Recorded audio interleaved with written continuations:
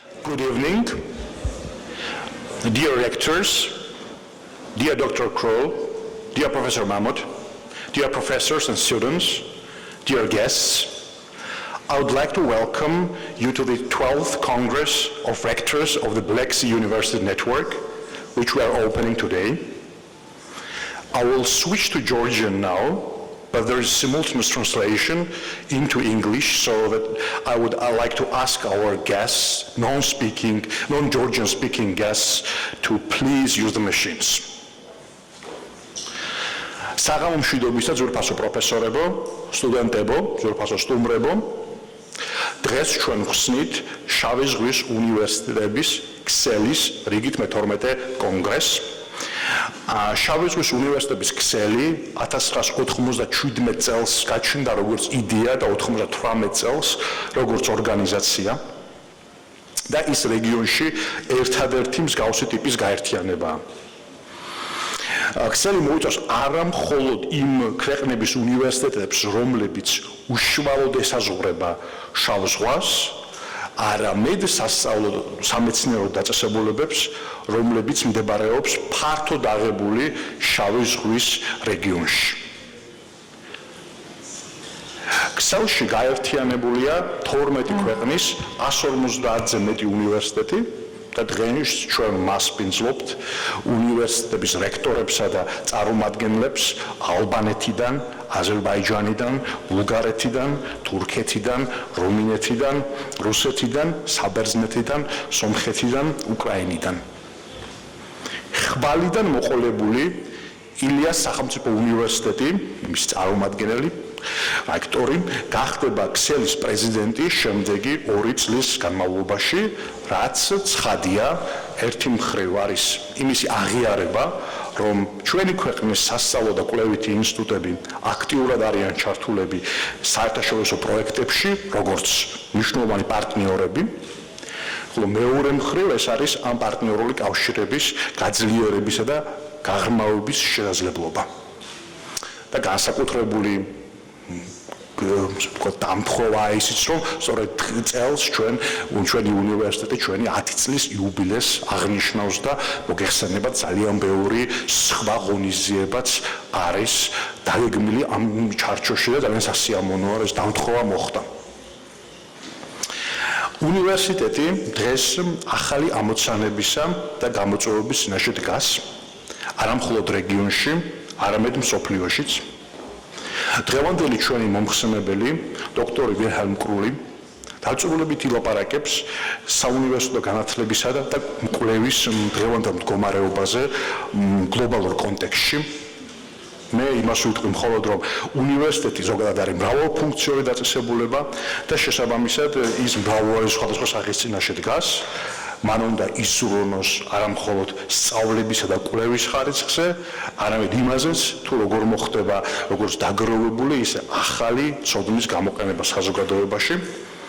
თანამედროვე ფილოსოფოს ჟაკ დერიდას ეკუთვნის სიტყვები იმის თაობაზე, რომ უნივერსიტეტი არის საზოგადოების ენციკლოპედია. ეს მართლაც ასეა, მაგრამ არა მხოლოდ ენციკლოპედიაა.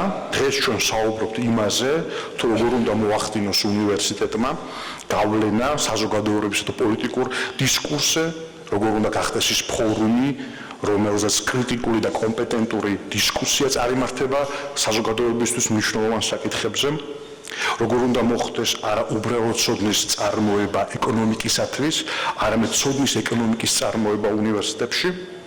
და ეს ამოცანები ყოველთვის არაა ერთმანეთთან ადვილად თავსებადი. მათ შორის ბალანსის დაჭერა ყოველთვის სერიოზული გამოწვევაა და ეს ბალანსი გარე გამოწვევებს შორის ყოველთვის უნივერსიტეტის როგორც ინსტიტუციის შიგნით უნდა მოინახოს. ამიტომ, როცა ქსელის მისიის პრიორიტეტად სახელდება უნივერსიტეტის ავტონომია, იგულისხმება, რომ უნივერსიტეტის მთავარი გამოწვევა თავი დაიცვას ესეთი გავლენებისაგან, რომლებიც არაა მისი ფუნქციონირების ლოგიკისათვის ორგანული. ეს გამოწვევა უნივერსიტეტს სხვადასხვის ჩასახვის დღიდანვე შუა საუკუნეების ევროპაში გაუჩნდა და მას შემდეგ მოსდევს, როგორც არ უნდა იყოს კონკრეტულ ეპოქაში არსებული დომინანტური ინსტიტუციის ხასიათი. უნივერსიტეტი თავისი მიღწევების პიკზე ყოველთვის ახერხებდა თავისი ავტონომიურობის შენარჩუნებას, რადგან ცოდნა, რომლის შექმნასა და გადაცემაც ხდება აკადემიურ სივრცეში, აუცილებლობით მოითხოვს თავისუფლებას. ხშირად ისე ხდება, რომ უნივერსიტეტი ფუნქციონირებს როგორც რაღაც რაციონალობის ანკლავები საზოგადოებაში და მით უფრო დიდია პასუხისგებლობა, რომელიც ასეთ შემთხვევაში უნივერსიტეტებს აკისრიათ, მით უფრო დიდია თავისუფლების მოთხოვნა, რომელიც ამ სივრცეებიდან მოდის, მაგრამ ასევე ამ სივრცეებს მიეყენება. შავი ზღვა იმ რეგიონის დასახელებაა, რომელსაც ჯერ კიდევ ბევრი აკლია რეგიონად ჩამოყალიბებამდე. ის არსებობს როგორც გეოგრაფიული მოცემულობა, ის არსებობს როგორც კულტურული რეპრეზენტაცია, მაგრამ იჟერ არ არსებობს ადამიანების ცნობიერებაში, როგორც მათი იდენტობის ნაწილი. ცხადია, სახეზე გვაქვს ორგანიზაციები და პროგრამები, რომლებიც ამ რეგიონთანაა დაკავშირებული, მაგრამ მაინც ის უფრო დაპირებაა, რომელიც ერთ დროს და ერთ დღესაც უნდა შესრულდეს თუ ახსრულდეს. ჩვენთვის ეს უაღრესად მნიშვნელოვანი შესაძლებლობაა გავხდეთ ევროპის ნაწილი ერთიანად. ევროპა ბუნებრივი რეგიონებისგან არის შედგენილი და ჩვენთვის მნიშვნელოვანია იმის ჩვენება, რომ შავი ზღვის ევროპა ისეთივე ლეგიტიმური ნაწილია ევროპისა, როგორც სხვები და შეიძლება ბევრად უფრო ძველი ვიდრე ბევრი სხვა. მეტიც ძალიან ბევრი ამოცანა, რომელიც ჩვენი უნივერსიტეტების წინაშე დგას, საერთოა რეგიონის ქვეყნებისათვის და როდესაც შავი ზღვის უნივერსიტეტების ქსელი თავის პრიორიტეტად სწავლებისა და კვლევის ხარისხს ასახელებს, ამ პრიორიტეტმა სწორედ ჩვენს ქვეყნებსა და ჩვენს უნივერსიტეტებს შორის თანამშრომლობის სხვადასხვა ფორმატებით უნდა მიიღოს კონკრეტული პროექტების და პროგრამების სახე, რომლებიც ასარგებლო იქნება როგორც სტუდენტებისათვის, ისე აკადემიური და ადმინისტრაციული პერსონალისათვის. ილიას სახელმწიფო უნივერსიტეტის დევიზია ლიგამოს. მოგეხსენებათ, რომ ეს არის ლათინური სიტყვა და აღნიშნავს დაკავშირება. ჩვენ ვაკავშირებთ ამას ნიშნავს ზუსტად. ჩვენ ვაკავშირებთ სტუდენტებსა და პროფესორებს, ადამიანის და ბუნების შესახებ მეცნიერებებს, განსხვავებულ დისციპლინებს, ცოდნის სხვადასხვა სფეროებს, სხვადასხვა ადამიანებს ერთმანეთთან. კავშირის ცნება ქსელის ცნებისათვის არის არსებითი და აუცილებელი რამ და ხვალიდან ილიაუნი დააკავშირებს უნივერსიტეტებსაც, რათა ამ კავშირის შედეგად ჩვენი ხმა უკეთ ისმოდეს ჩვენს ქვეყნებშიც, რეგიონშიც და ევროპაშიც. მადლობა.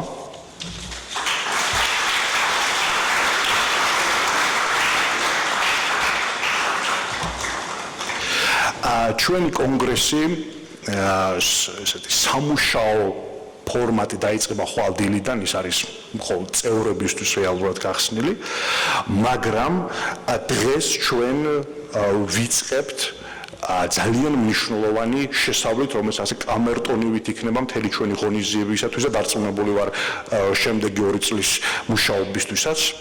დღეს ჩვენ სტუმრად გვყავს ბატონ ვილჰელმ კროლი, რომელიც არის ერთ-ერთი საუკეთესო ექსპერტი როგორც თეორიული, ისე პრაქტიკული საკითხების გასაგებად თუ რა კონკრეტულ გამოწვევებთან არის დაკავშირებული დღეს უმაღლესი განათლება და მეცნიერება მსოფლიოში.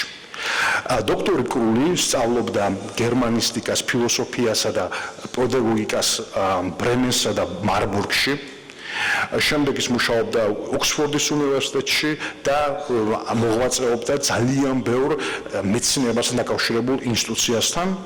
1996 წლის შემდეგ ის არის აღმასრულებელი მდივანი ერთ-ერთი ყველაზე დიდი და მნიშვნელოვანი ფონდისა, რომელიც დაკავშირებულია მეცნიერებასთან, ეს არის Volkswagen-ის ფონდი და ეს არის ფონდი, რომლის სახელით ძალიან კარგად არის ცნობილი მთლიანად საქართველოშიც, რეგიონშიც ხადია და ჩვენს უნივერსიტეტში, სადაც მას ძალიან ბევრი მნიშვნელოვანი პროექტი აქვს მხარდაჭერილი. გარდა ამ პრაქტიკული მოღვაწეობისა დოქტორი კრული არის ასევე შესანიშნავი მცოდნე თეორიული ბაზისა, რომლის საფუძველზეც ხდება ხოლმე დღევანდელი პრობლემატიკის გადააზრება, ძალიან ბევრი მნიშვნელოვანი პუბლიკაციის ავტორი და სხვადასხვა არა მხოლოდ უმაღლეს განათლებაზე და მეცნიერებაზე, არამედ ასევე პირველი მსოფლიო ომის შესახებ, ისე ვთქვათ, ისტორიის და ლიტერატურის გადაკვეთის თემებსაც იკვლევს. აქ შესანიშნავი წიგნი, ანთოლოგია გამოქვეყნებული 3 წლის წინ ლიტერატურის შესახებ პირველი მსოფლიო ომზე და მისი გავლენით დაწერილი ლიტერატურის შესახებ და დარწმუნებული ვარ, რომ მისი დღევანდელი გამოსვლა ძალიან საყურადღებო იქნება ყველა ჩვენგანისთვის. ამიტომ ძალიან დიდი სიამოვნებით მინდა ის მოვიწიო თავისი მოხსენების ასაკითხად. მოხსენების თემა იქნება კრეატიულობის კულტურა ჩვენს უნივერსიტეტებში. Dr. Kroll, the floor is yours, please. Excellencies, rectors and presidents, distinguished colleagues, it's a great pleasure for me to address you on this occasion and to particularly also address you on a topic of mutual concern, which I will present to you in 5 parts. But before I come to that, let me just thank you, Professor Zedania, for your kind words of introduction. I do hope that I can live up to your expectations content-wise as well as time-wise. And with respect to time and timing, I think you're all aware that keynote speakers often tend to use the microphone as long as possible. Occasionally, at least, also it happened at a science conference we were organizing. Somebody went on and on for an hour, even for 2 hours. Then slowly, one after the other left the room. And when he finally came to an end, he congratulated the only remaining person in the room for having the stamina and the commitment to their common cause. But this person then stood up and said to him, "You are totally mistaken. The only reason that I'm still sitting here is that I'm supposed to be the next speaker." So let's hope this won't happen tonight. Well, as far as rectors' conferences is concerned, I think it's an interesting feature that also has to do with the complexities we are living in today. If you look at how rectors' conferences developed, for instance in Germany, then you can see here that, of course, until 1990, we only had 2 half-nation conferences, the West German Rectors' Conference and the East German Conference, and only afterwards the German Rectors' Conference was established, which, of course, tries to combine all the higher education institutions in Germany. But at the same time, you can see also on this slide down there, what has been developing over the past 10 to 15 years is that all kinds of groups and interest groups have been established, like the TU9, that is the most eminent technical universities, like the U15, which are the more traditional research-intensive universities, and of course also the so-called Fachhochschulen or polytechnics form a separate entity. So if you look at how rectors' conferences have developed over time, you can clearly observe that there are more and more things which you may call clubs of, let's say, common interest or joint interest groups. And this also applies to the European level. By the way, if you look at the League of European Research Universities or also at the so-called Coimbra group, you can find that there are always, let's say, separate entities of universities with a common interest also, but also, let's say, separating themselves from the European University Association. It's really a pity that my former colleague Leslie Wilson can't be with us, but I'm sure as Secretary General of the EUA, she could give us her view on what she thinks about these various special groups. I think in this respect, it's really quite encouraging that you have been setting up a conference of rectors from the Black Sea region, and as Professor Zedania mentioned earlier, it's not that easy to finally geographically define who is in and who is out, but I think the pragmatic approach you've been taking is very well conceived, and I think it's useful to also include the colleagues from Greece or from other parts of Europe as well.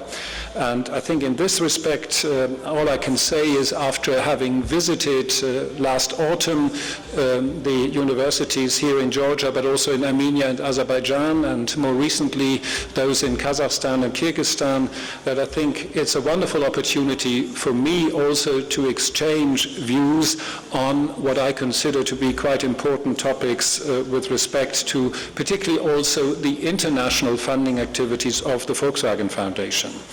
And I'm sure many of you are aware of the fact that the Volkswagen Foundation has been engaged in this part of the world for quite some time, in fact as of the late 1990s already, and has been funding, on the one hand, researchers in Germany doing research on the region, but mainly and more recently even, let's say, with a higher priority, research together with researchers from the region. So research with colleagues from here is, let's say, the usual pattern of what we try to achieve.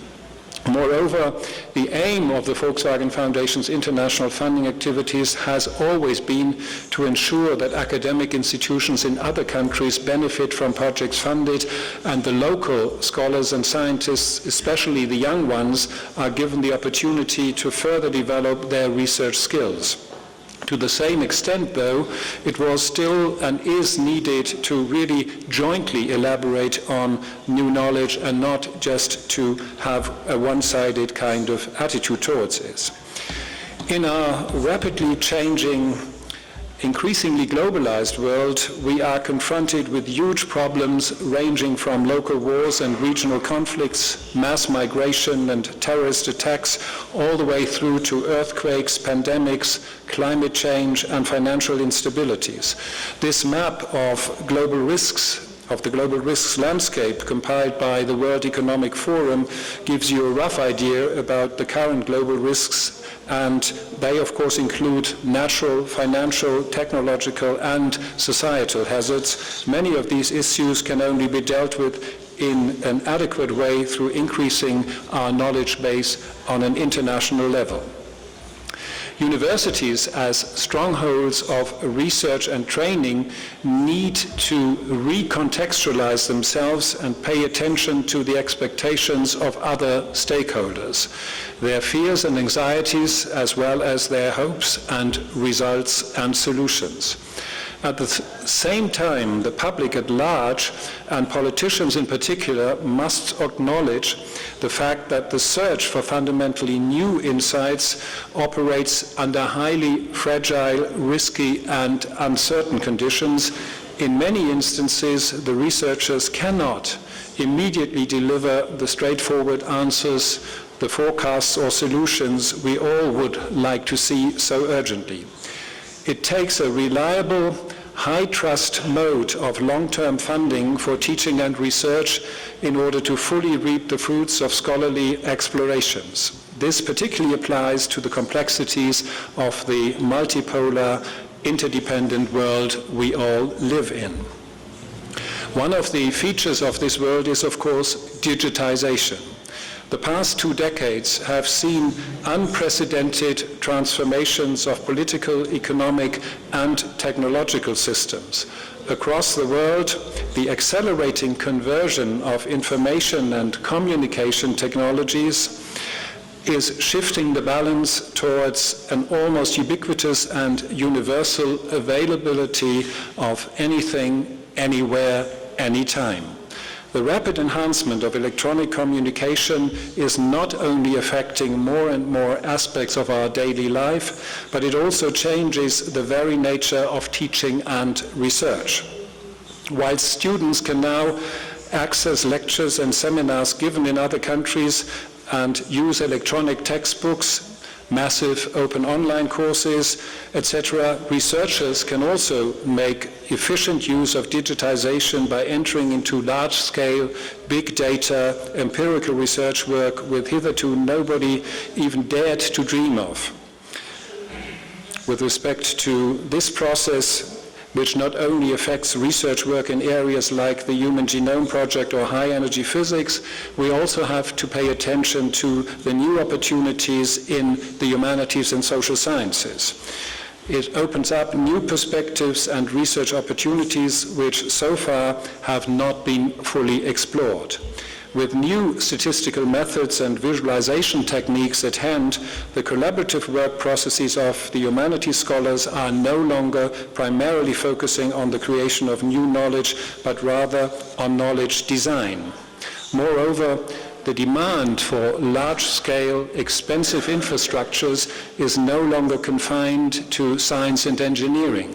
Several of them have already transcended national borders, particularly if you look at the issues related to data storage, where also the European Commission is currently involved in developing a new kind of Europe-wide opportunity to create such an infrastructure. Since the 1960s, we have been witnessing an enormous expansion of the higher education and research systems in many parts of the world. In particular, universities have often been considered as a tool for regional development. Overall, the framework conditions for universities and research facilities remain fragmented between and even within countries. However, the increasing demand for truly transnational curricula, dual degrees, as well as for research to be conducted in global networks and perspectives, have in recent years led to quite some realignments of internationalization policies and their subsequent implementation. By and large, universities now realize that they are at the heart and center of today's knowledge-driven and knowledge-dependent societies. Their functioning or malfunctioning is not only decisive for the future of the region or nation state they happen to be located in, but also for the future of mankind. Therefore, developing a clear-cut strategy for internationalizing the respective universities' core activities in teaching and research is key not only for the institution's leadership, but also for its staff members and students. Many universities have already responded to these challenges, by the way, also by introducing vice presidents or vice rectors for international affairs, providing the necessary managerial infrastructure, and establishing sustainable contacts to universities in other countries. Cooperating across national borders in our globalized world is no longer just a matter of students and researchers, as well as their institutions, but more and more also of funding agencies and foundations. If the latter are really concerned with realizing their full potential and achieving higher impact, they have no choice but also to collaborate transnationally. Indeed, I was very impressed by the commitment and efforts of public agencies and funders when I visited, as already mentioned, Armenia, Azerbaijan, and Georgia a few months ago, and Kazakhstan and Kyrgyzstan just recently in mid-April. Experience tells me that these partnerships are to the benefit of getting more high-quality research projects, of enhancing the career prospects of the researchers and research managers involved, and finally of achieving better results. Needless to say that these collaborations require a high degree of mutual trust in each other's intentions and modes of operation. As success breeds success, they often turn into lasting friendships and sustainable institutional ties. Against the background of the aforementioned developments stemming from global challenges such as climate change, armed conflicts, or migration processes, globalization and digitalization, international collaboration thus are more important than ever. What is needed is a generation of future leaders for academia, society, and the corporate sector, which understands or even foresees and embraces the general dimensions and perspectives of their decisions. Future leaders in academia, industry, and government communities will have to work together to tackle the challenges of the future and to mount projects of global scope and scale, develop action plans and monitor their progress. No group can do it alone, and it should be the aim of universities to adequately train these future leaders. Consequently, universities in this respect have a twofold mission. They are not only dedicated to regional development, but they must also act as key players in the process of social change and development at an international, more often even a global level. Perhaps the university, with its long-standing embeddedness in society, its intellectual resources, and self-critical forms of knowledge production, is the only social institution which in scope, depth and breadth could possibly be called upon when it comes to rethinking the objectives of social change and to tackling the related issues. Defining the objectives of complex operations and subsequently reconfiguring them is not at all straightforward. Ever so often, people end up in quite different places than they envisaged at the beginning. Let me nevertheless try to outline what we should aim at when we consider to provide the best possible training for the next generation of people who can take over leading functions not only in academia but also in politics, the economy, and civil society. With respect to the considerations concerning the formation of a new generation of future leaders, my friend and colleague, the late Yehuda Elkana, former president and rector of the Central European University in Budapest, reflected much about the ideal curriculum for training those future leaders.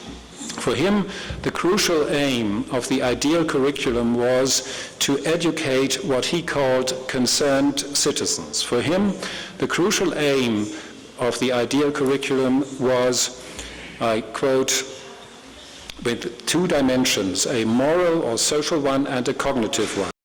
While the former dimension is often emphasized when it comes to applying academic knowledge and social, political, or economic contexts, the latter dimension, the cognitive and intellectual one, was of no less importance to him. By this, he said, I mean a training of young people which, after 3 or 4 years of undergraduate studies, should enable them to understand the major social problems of the world, what is being done to deal with them, what is not being done, and above all, what the epistemological gap is that prevents them from being dealt with. He warned us of leaving curricula untouched and of neglecting the urgent challenges and problems of our time, which I've just mentioned. And he encouraged us to turn to an interdisciplinary way of dealing with problems and, moreover, to a mode of thinking which is non-predictable, non-deterministic, and thus cannot always be reduced toward one universal or general theory. This, as he called it, non-linear mode of thinking should also enable us to address complexities, face ambiguities, and endure contradictions.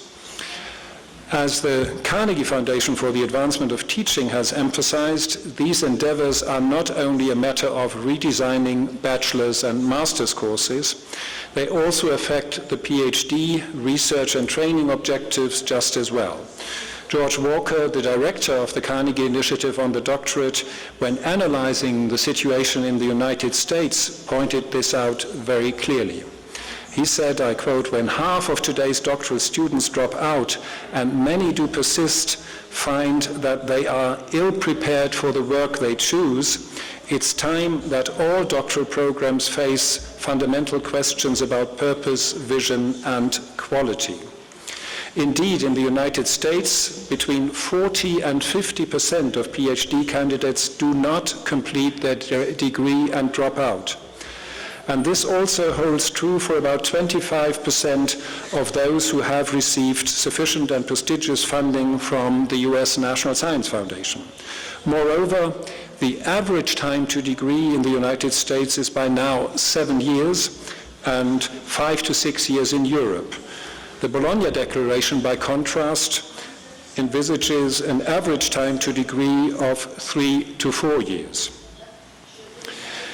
Whilst the notion developed by the Carnegie Foundation, the steward of the discipline on the doctorate, is to provide us with a vision that could help us to strike a balance between the necessary critical analysis of existing knowledge and creative thinking required for the production of new knowledge. I quote, "The doctorate should signal a high level of accomplishment in 3 facets of the discipline: generation, conservation, and transformation. A PhD holder should be capable of generating new knowledge and defending knowledge claims against challenges and criticism, conserving the most important ideas and findings that are a legacy of past and current work, and thirdly, transforming knowledge that has been generated and conserved by explaining and connecting it to ideas from other fields." All of this implies the ability to teach well to a variety of audiences, including those outside former classrooms.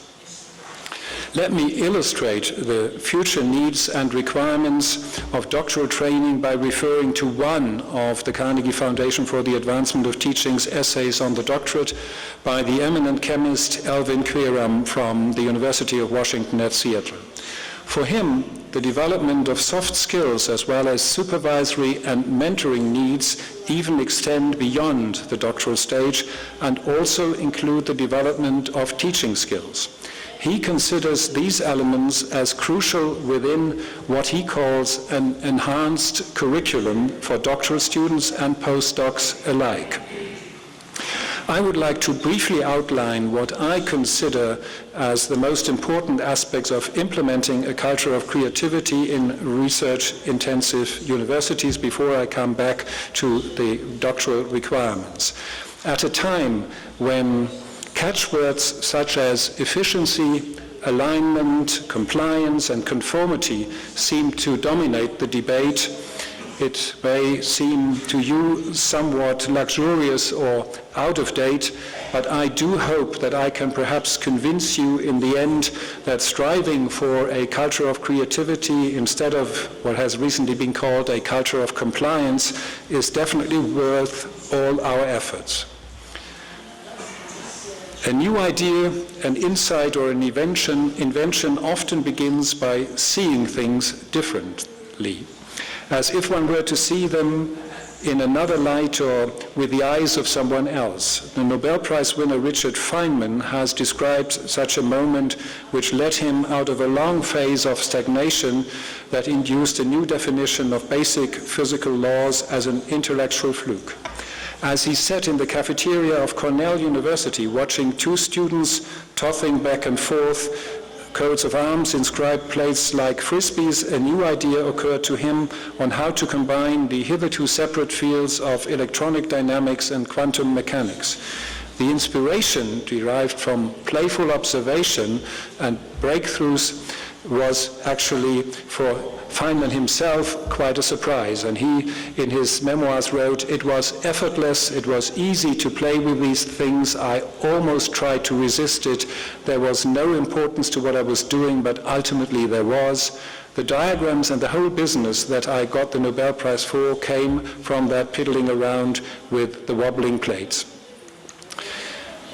Looking back in that way, one could easily get the impression that a creative gain in insight is a matter of coincidence, the result of personal as well as structural contingency.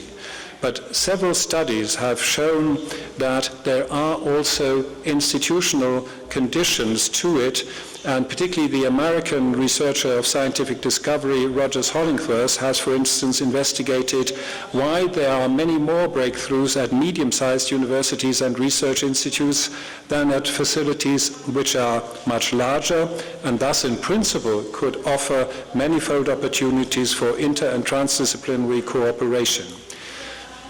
He came to the conclusion that in addition to a clear strategic orientation and an overall research-friendly climate, the balance between a sufficient degree of disciplines and the most intensive degree of communicative interaction had to be put in place. This is demonstrated with the graph, where you can see that there is a trade-off between the interactive part and the variety of disciplines, or of course also of researchers involved. And I think this is a clear sign that there are, of course, certain boundary conditions which have to be met. All universities and research institutions, I think, should aim at establishing and fostering a culture of creativity. Admittedly, creativity, just like innovation, is one of the most overused and underdefined terms in current research literature and research policy making alike. The common denominator seems to be that creativity manifests itself in a piece of work that requires not merely mechanical skills to produce it, but intelligence and imagination.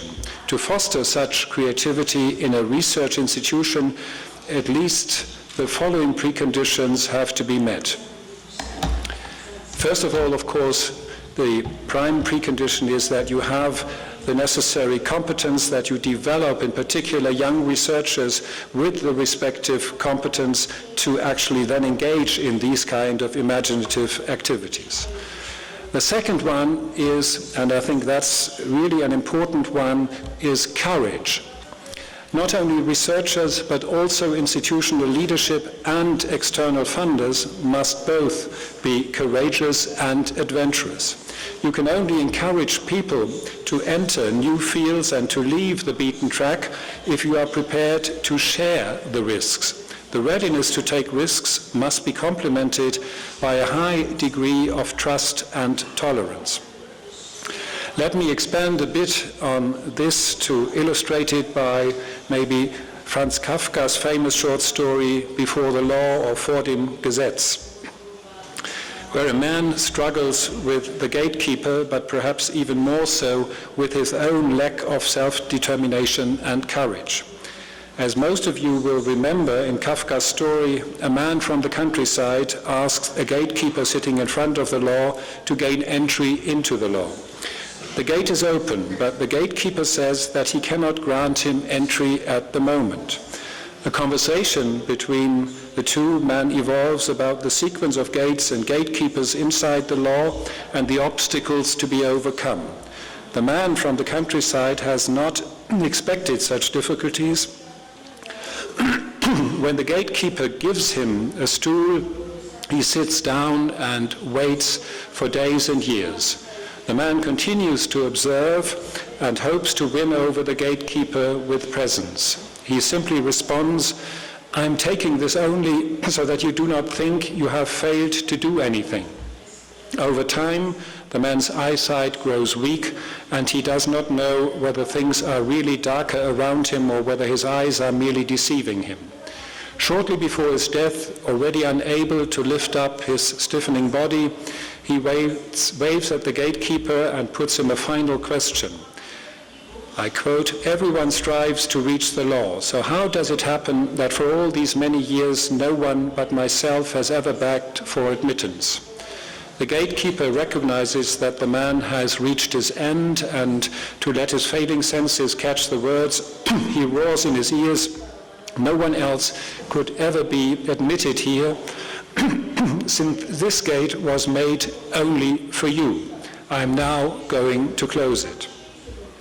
Of course, Kafka's parable, which is often used to introduce law students to their subject, offers manifold opportunities for interpretation. In several respects, it draws us into a reflection of our self-awareness, and it sensitizes our consciousness to the task of authentic human existence. But for the purpose of my deliberations on the challenges involved in various domains of international collaboration and creativity in research and higher education, it may suffice to point out at some of the major differences as well as the quite striking similarities between the man in Kafka's short story and today's academics.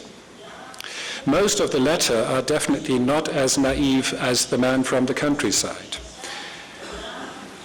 They would certainly find ways to verify at least some of the claims made by the gatekeeper. But would they have the courage to walk through the first gate and to confront themselves with the hitherto unknown world behind it? Perhaps we might even ask ourselves in our daily endeavors as researchers, as rectors, or as funders, are we daring enough? Are we ourselves prepared to embark upon a journey into the unknown territories beyond the boundaries and borders of existing knowledge? My third point addresses the element that is crucial for all of higher education, communication, and the rapid changes brought about particularly by computer-mediated mobile communication. I think in spite of the fascinating and rapid transformation of communication, one must not forget what lies at the heart of scholarly communication, which is so important for creativity. Thought-provoking discussions, critical debates with students and colleagues, and face-to-face conversations among the most creative minds in a given field are essential for achieving substantial progress in research, in particular when it comes to addressing cross-disciplinary and cultural issues, but also for fruitful interactions with the outside world. The fourth precondition is that the institution actively fosters innovativeness. Those researchers who are prepared to take a risk with unconventional approaches need to be identified and encouraged. Academic leaders, university rectors and presidents, as well as heads of foundations and other funding organizations, must appreciate unconventional approaches and encourage risk-taking by providing incentives such as additional funding and long-term commitments. To foster creativity and enable more breakthroughs, we need first and foremost creative spaces. And this implies that we offer indeed larger and longer terms of funding. And that brings me to my fifth point, the persistence and perseverance. To forge new paths in a barely known territory often takes longer than 2 to 3 years, the usual length of project funding. Mistakes must be allowed as well as changes of direction. To put it in the words of Albert Einstein, two things are indispensable for our research: untiring persistence and the readiness to dispose of something in which we have invested a lot of time and hard work. The tendency in Europe, and particularly also in Germany, to replace basic funding for universities and research by project-based funding, third-party funding, comes with the requirement, of course, to write lots and lots of applications for grants, and these grants usually only secure funding for a short period. It will be necessary to also move towards longer time horizons. The sixth point concerns diversity. As we have already learned from Rogers Hollingworth's studies, monocultures in academia do not provide an adequate breeding ground for exceptional thoughts. It is necessary to really find the right mix of all of these aspects. And last but not least, serendipity comes into it. It is impossible to plan the precise moment at which a radically new idea emerges or a major discovery occurs. Ludwig Wittgenstein once said, "Sometimes we do not know what we are looking for until we finally found it." But there are also, of course, numerous examples in the history of research which prove that it is possible to establish particularly stimulating environments, and it is certainly worthwhile to try and try again, as Samuel Beckett has put it, ever tried, ever failed, no matter, try again, fail better. Oh, thank you.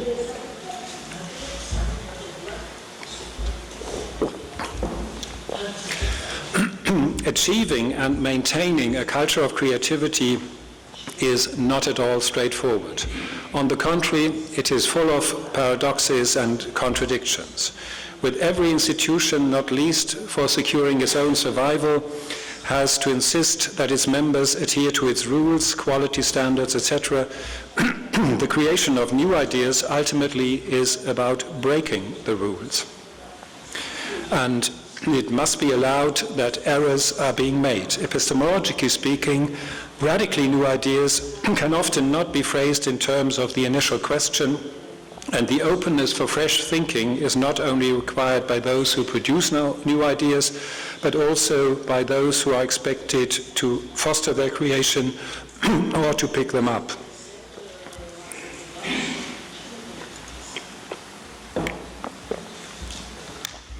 The prerequisites given for establishing a true culture of creativity may nevertheless not appeal to everyone. As the following cartoon demonstrates, there may also be different ways of not falling into despair, or at least finding a way out of it by waiting for the right moment of inspiration, like in this cartoon, Last-Minute Panic. In the United States, as well as in Europe, many private foundations and more recently also public agencies have developed new medium to long-term funding schemes enabling some of the creative researchers to pursue their research ideas in a high-trust environment.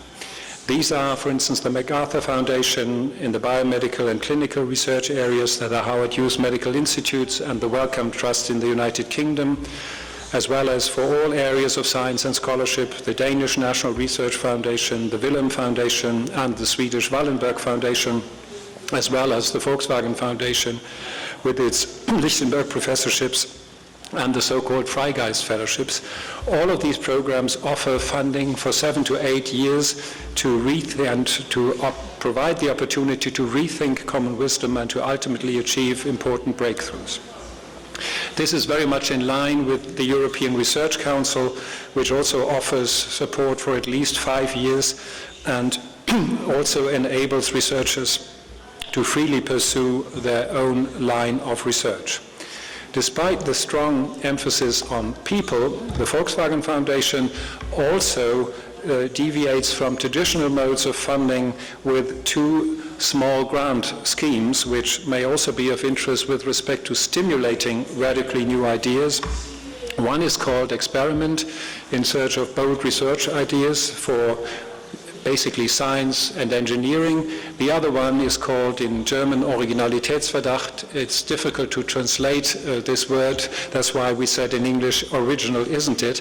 New options for the humanities and cultural studies. In both cases, only short proposals have to be provided of 3 pages and a self-assessment.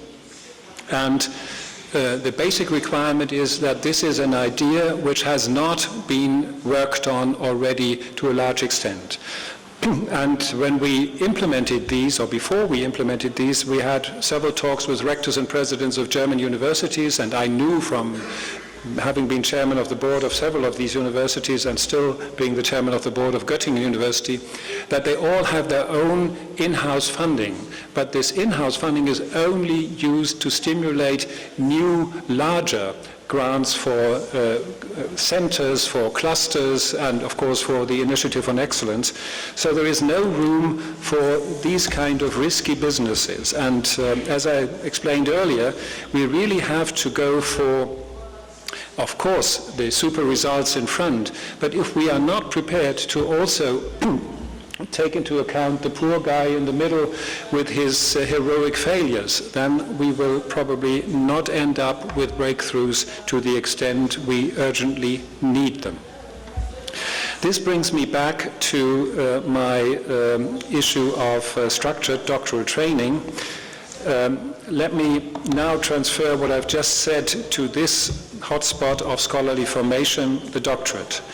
The intermediate phase right after the completion of an academic master's degree and putting an eye on a prospective postdoctoral research career. The doctorate surely is a phase which is earmarked by deeply questioning one's personal identity, values, beliefs, and mindsets in an existential way, and thus influences the development of one's personality, self-efficacy, and communicational self-confidence. Indeed, the doctorate is the decisive phase of scholarly self-activation.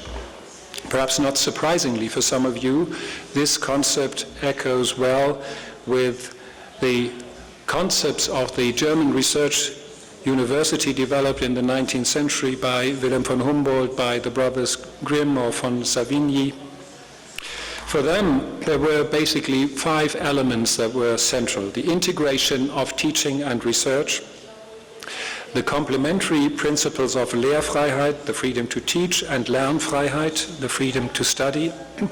Thirdly, the demand for solitude or Einsamkeit and freedom on the autonomous pursuit of truth. Fourthly, the introduction of the seminar system as the backbone of the scholarly learning processes.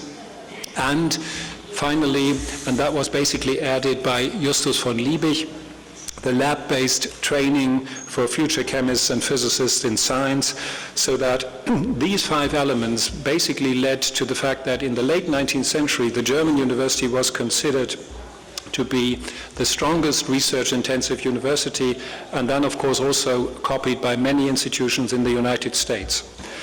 Nowadays, of course, when we look back at what happened, we can clearly see that in the 1960s and 1970s, with the huge expansion of the higher education sector, we have definitely lost some of these strengths.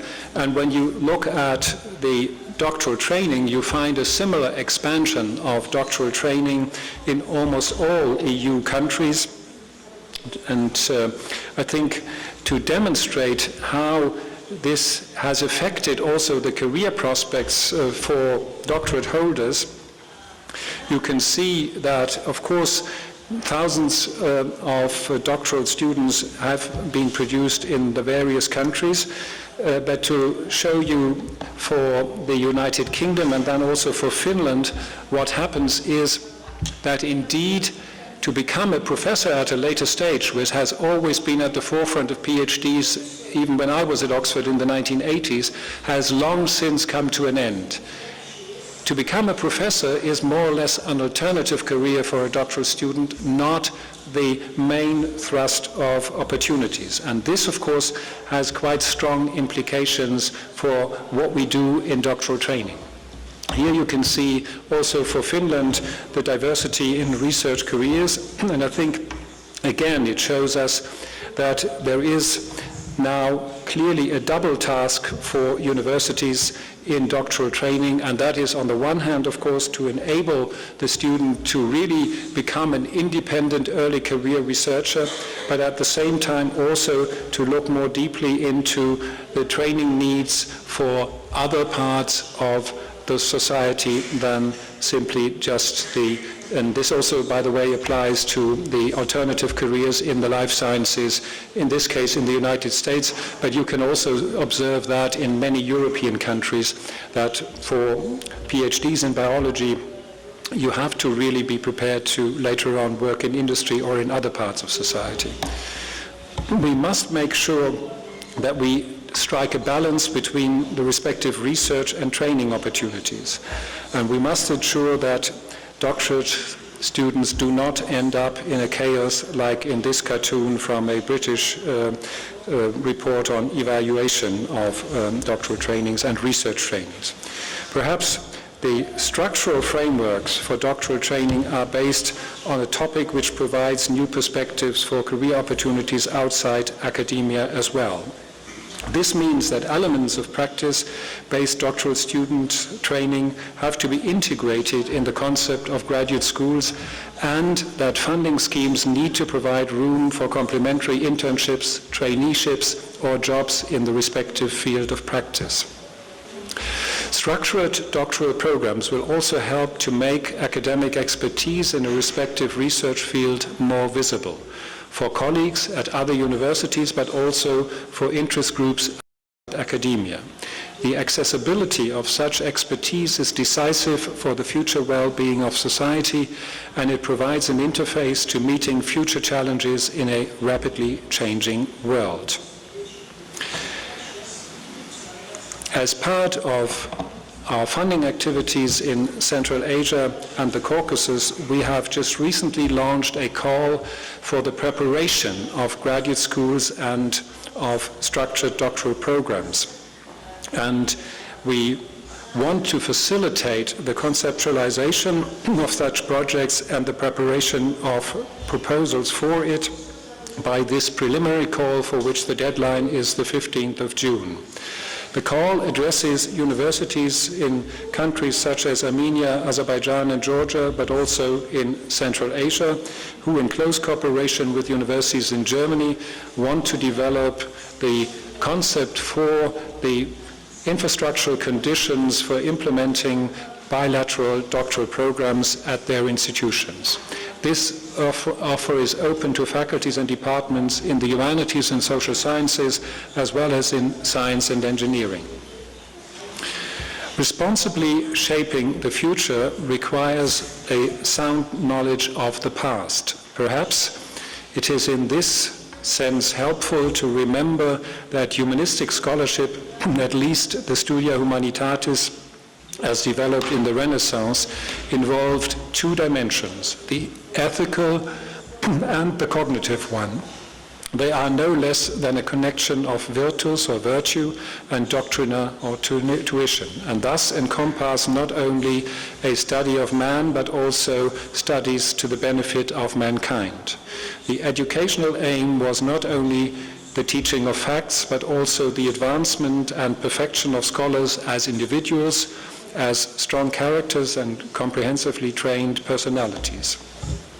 Seen in this tradition, academic training not only involves a mode of disciplinary thinking, but also a kind of ethical formation of the scholar, as well as an ethical and political commitment to reflexivity and critique. This, however, is not only a matter of great concern to the humanities, the social sciences, and cultural studies, but a huge challenge for science and engineering as well. It was only last summer that the pressing questions of how to train the next generation of researchers and finding curricula ready for the 21st century were raised in two of the leading science journals. On 16th of July, Nature addressed the topic, Building the 21st Century Scientist, at least for the STEM disciplines, and stated that the science classroom is in for a radical change. And only a week later, Science 2, in its 24 July issue, dedicated the editorial to rethinking graduate education, also with a special focus on science and engineering, which comes to the conclusion that more collaborations and encounters with other disciplines are necessary to widen one's horizon and enable the young generation to responsibly face the changes of the future. Let me finish on an optimistic note by demonstrating through an anecdote that one and the same problem can be solved with the help of the perspectives of various disciplines, and that gaining insights and providing convincing results is very often simply a matter of proactive communication. A hiking group enters a village and stops in front of a church which attracts their attention. Among them are a mathematician, an experimental physicist, and a humanistic scholar with a background in media and communication studies. They get into a dispute about the tower of the church, which is really an impressive one, and it doesn't seem all that easy to estimate how high this steeple is. Each one tries to find out how high it is by using his own specific methodological approach. The mathematician moves away 40 steps from the tower. He then measures the angle and calculates the height. The experimental physicist, apparently the most sportive one of them, climbs up to the top of the tower. He then releases a stone from his hands and measures the time spent by the stone to fall down to earth. This allows him to calculate the height. Given these quite cumbersome approaches, it probably does not come as a surprise to you that the humanistic scholar is the first one to present the correct result. But how did he do it? Well, it's pretty simple. He conducted an interview with an expert. He rang at the door of the nearby rectory and asked the local priest, who immediately provided him with the right answer. In our age of the internet, social networks and social engines, this anecdote may seem almost archaic, but it demonstrates that personal communication and the interaction can be quite important when one wants to gain insights.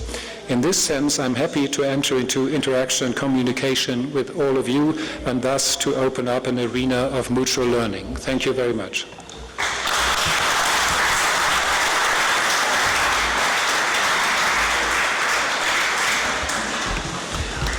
Thank you very much, Dr. Crow, for this rich and complex yet very elegant presentation, which definitely will give us much food for thought in the coming days.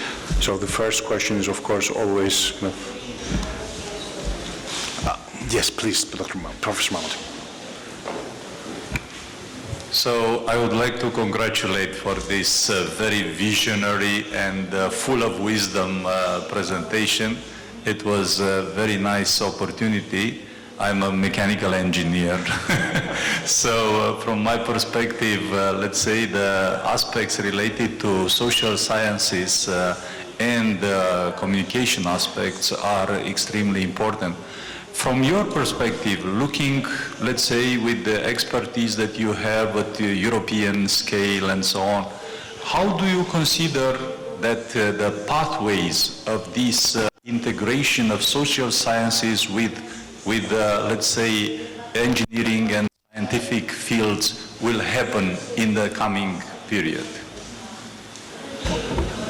Yeah, like with many other things, there is no one-size-fits-all answer to this. And if you look, for instance, at the German scene, you can find, on the one hand, the Technical University of Munich, which integrates even more humanities, pedagogy, social sciences in order to live up to the complexities of the challenges which I addressed, whilst other technical universities like Clausthal, Braunschweig and others, they decide to focus on the core activities of engineering and, let's say, basically shy away from expanding the other areas. But for instance, my own foundation is currently soliciting an activity where we want to address the challenges of change coming through what has now been termed digital intuition, machine learning, machine interaction, which will all of a sudden, let's say, bring us human beings into a very, very new position of, let's say, being led through interaction of various machines without even having the chance to impact on these machines. So that's why I think, with respect to also the future shaping of our society, we will probably need much more proactive communication also from the technical side. And this is something usually experts in science and engineering have not been trained in. Those postdoctoral people we support get this offer for communication, for leadership skills, for developing these kind of things, and even in their mid-30s they expect this and they accept this with pleasure and join these kind of things because they now see that it's needed to have this kind of skill to interact with individuals but also with the media, which is also quite a new feature that due to all these various interactive channels on the internet, you need as a scientist also skills in very, very different modes of expressing your own deeds and your own needs.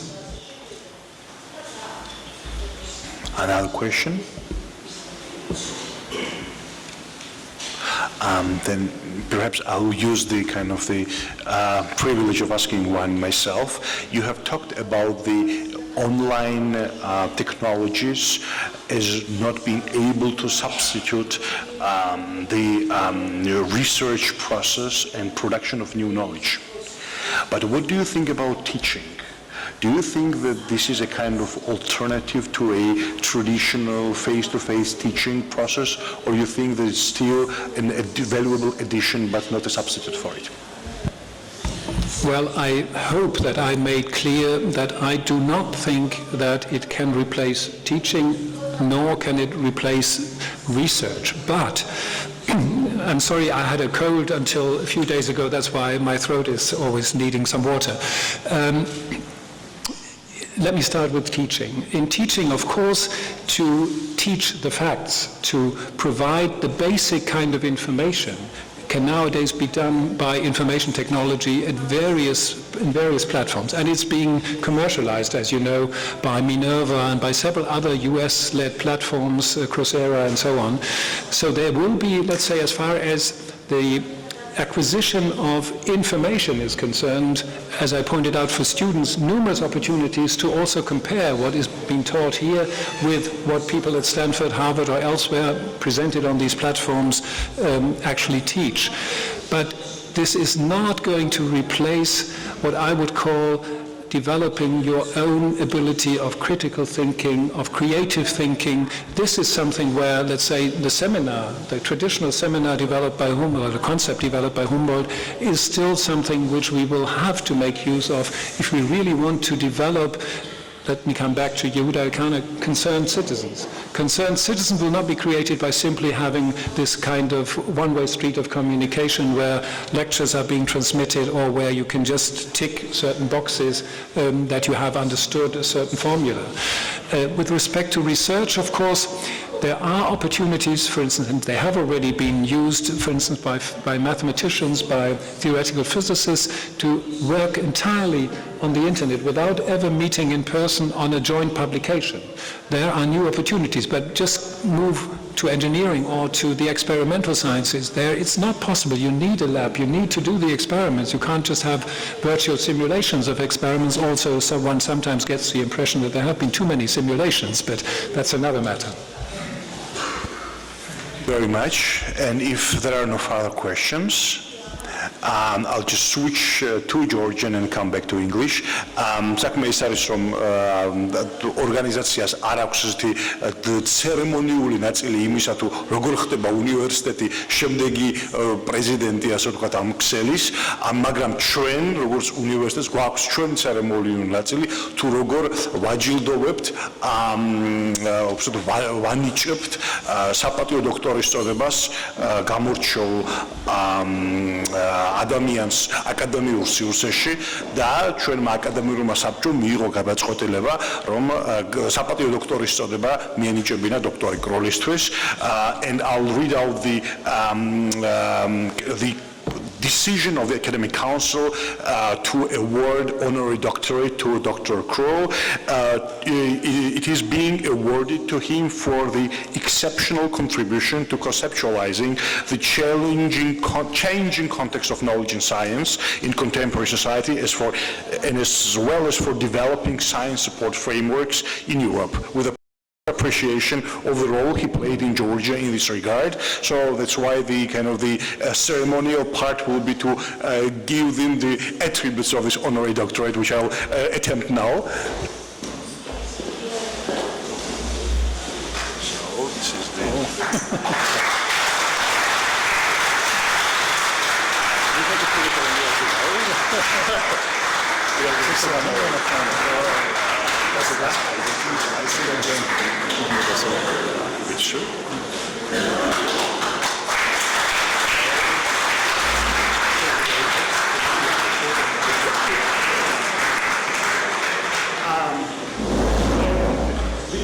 official part of the event being over, we should definitely continue over a glass of wine and some refreshments, and we'll have the opportunity to talk with each other more informally. Thank you very much for coming.